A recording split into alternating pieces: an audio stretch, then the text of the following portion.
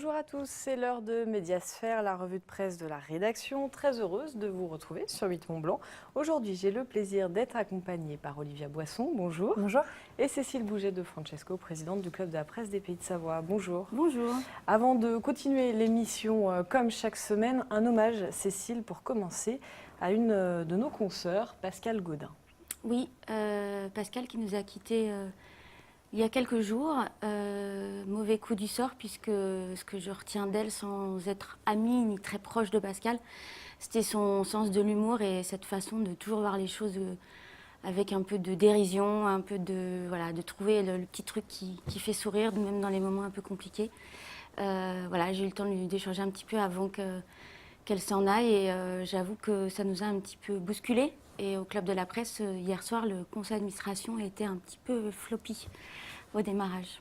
Donc, juste dire à sa famille, à ses proches que on est avec eux et c'est pas un moment facile.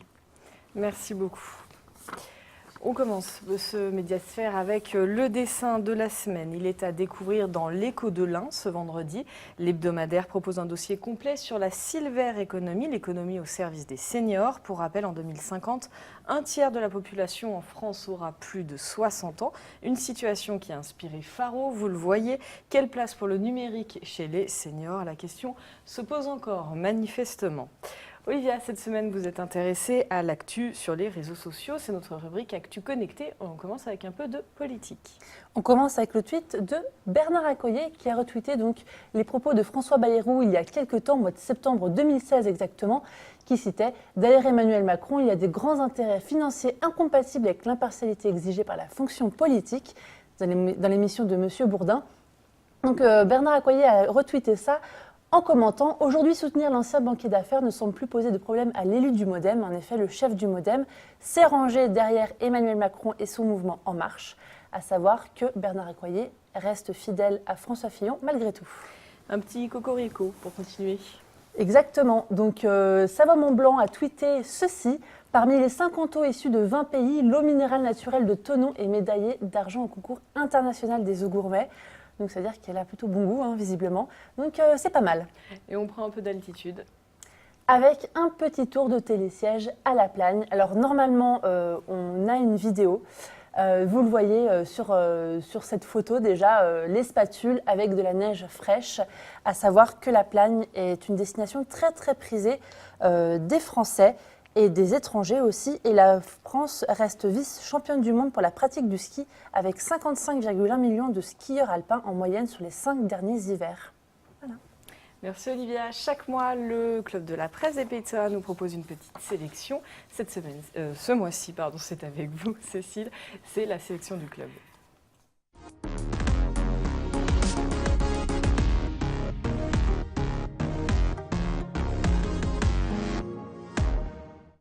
Et c'est un article du Faucigny, pour commencer, qui a attiré votre attention. Oui, article d'Anaïs Grezard sur une nouvelle tentative de classer le Mont Blanc, le massif du Mont Blanc, au patrimoine mondial de l'UNESCO. Eh bien, décidément, de l'UNESCO. Nouvelle tentative parce qu'en fait, on apprend dans l'article d'Anaïs Grezard donc que des démarches similaires ont déjà été initiées en 1998, à ce moment-là par un collectif d'associations dont l'association Pro Mont Blanc, et que ces démarches ont réussi à faire en sorte que le Mont Blanc soit classé par la France sur sa liste indicative et par l'Italie quelques années plus tard, toujours sur cette liste indicative, mais que depuis, silence radio, rien de nouveau. Donc le conseil municipal du mois de janvier de cette année, emmené par Éric Fournier donc à Chamonix, ont voté à l'unanimité une nouvelle candidature. On peut espérer que cette fois-ci, peut-être les choses se passent un peu mieux, dans la mesure où, à l'époque où la première tentative avait eu lieu, Pro Mont Blanc disait qu'il manquait vraiment de soutien de la part des collectivités locales. Donc là, le dossier est plutôt porté justement par une commune, donc peut-être que ça aidera un petit peu. Et que donc, on revient un petit peu sur des sujets dont on parle beaucoup en ce moment, puisque ce classement permettrait évidemment de protéger le Mont Blanc. Et on revient sur la question de la pollution, entre autres. Et surtout déclencherait sans doute de la part de l'État, qui lui aussi une fois encore et un peu pointé du doigt, pour émettre des mesures un petit peu plus ambitieuses pour sauvegarder ce massif, dont on dit qu'il est le 3e site le plus visité au monde, avec 6 millions de visiteurs par an, d'après notre consoeur.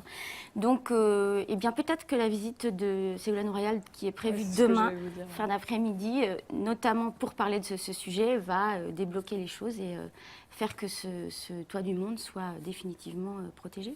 Et la pollution, on en reparle dans un instant. Mais en attendant, une belle aventure, par contre, là, ça fonctionne bien pour l'entreprise Alpine Aluminium située à Crangevrier. À Crangevrier. Le 16 février dernier, l'équipe d'Alpine Aluminium a reçu la visite de Martine Pinville, qui n'est autre que notre secrétaire d'État au commerce, à l'artisanat et à l'économie sociale et solidaire. Deuxième visite, puisqu'elle était déjà venue à Crangevrier en juillet 2015, au moment où la société était en train d'essayer de renaître de ses cendres, puisqu'elle avait été laissée exsangue par des actionnaires peu scrupuleux, et que une soixantaine de salariés avaient alors décidé de monter une SCOP, de racheter leur outil de travail. Et donc elle était venue à ce moment-là pour les encourager, et donc 1 an et demi après, elle revient pour faire un bilan qui s'avère être plutôt positif, puisque l'actuel patron de cette SCOP annonce que le carnet de commandes est déjà en avance par rapport à l'année dernière, et qu'ils sont passés à 95 salariés, ils sont en recrutement pour une dizaine, qu'ils ont gardé des clients historiques comme Tefal par exemple, et que des nouveaux sont arrivés. Donc plutôt une bonne chose, et que la visite de Martine Pinville tombe à point nommé, puisqu'ils ont besoin de financement, d'investir pour rénover leur outil de travail. Et donc, a priori, Martine Pinville tient ses promesses. Donc elle a annoncé qu'elle les aiderait pour convaincre des banquiers qui apparemment sont un petit peu frileux, pour décrocher, si j'ai bien compris, 2 millions d'euros sur 3 ans. Eh ben, c'est une affaire à suivre. Merci beaucoup, Cécile. À mon tour de vous proposer ma petite sélection de la semaine avec Atmosphère.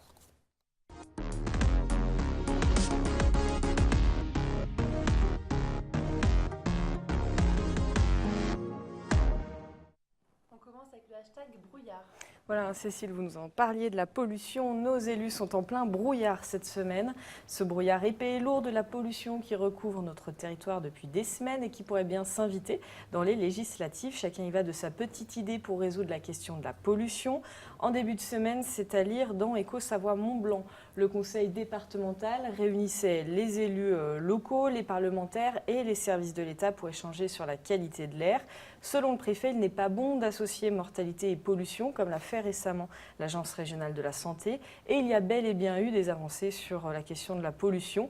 C'est faux, rétorquent les élus de gauche. Ce vendredi, c'est Laurent Wauquiez qui était à Bonneville pour présenter le plan de la région, toujours en matière de pollution. Et demain samedi, donc on l'a dit, c'est Ségolène Royal, ministre de l'Environnement, qui est attendue à Chamonix. Une visite qui permet au collectif des Sentinelles de l'Arve d'ironiser sur Facebook sur une ministre en fin de mandat.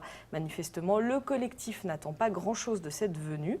Et puis, de son côté, l'association des usagers des trains régionaux ARDSL sur Twitter se veut plus optimiste. La ministre en profita peut-être pour annoncer le retour des trains de nuit dans la vallée, ce qui pourrait être une bonne idée dans une vallée en plein brouillard.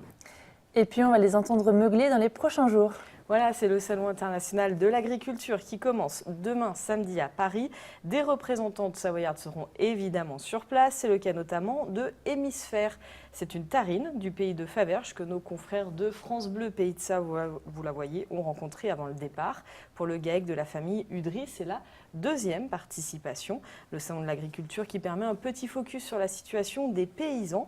Nos confrères du Messager ont rencontré des familles d'agriculteurs qui doivent faire face à la pression foncière dans le Chablais. La plupart sont locataires de leurs terres, ce qui est une situation forcément précaire et une situation qui freine l'installation de jeunes producteurs.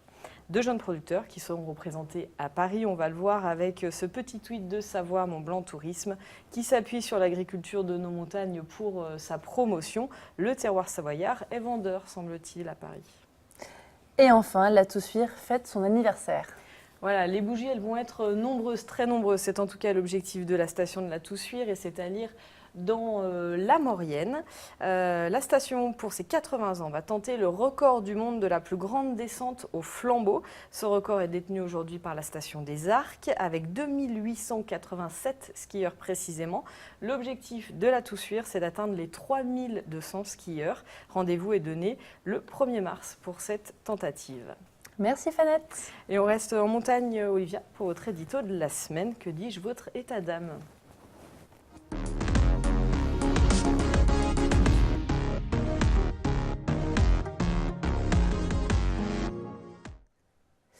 Cette semaine encore, je vais râler Fanette.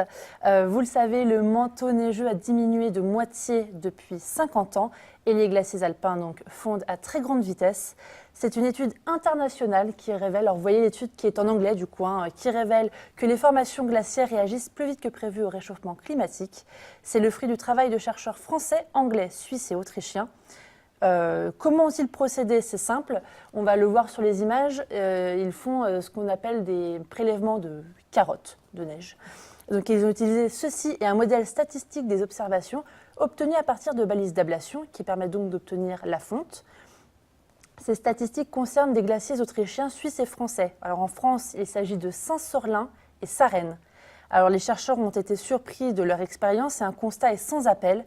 Avant la fin du siècle, les géants blancs culminant à moins de 3500 mètres auront disparu du paysage alpin. Parmi eux, la mer de glace et donc le Mont Blanc, malheureusement. Donc ça fait vraiment froid dans le dos et la question est quand est-ce qu'on va réagir concrètement? On posera la question demain à Ségolène Royal. Exactement. Merci beaucoup Olivia. On se quitte avec un petit conseil de lecture et une idée de détente pour le week-end et ou les vacances, c'est selon. La Vie Nouvelle nous propose des lieux de détente et de bien-être en station pour souffler un peu. Je trouve que c'est une bonne idée en cette fin de semaine. Oui. Merci beaucoup à toutes les deux d'être venues sur le plateau de Médiasphère. Merci à vous de votre fidélité. On se retrouve la semaine prochaine pour une nouvelle revue de presse. Passez un très bon week-end.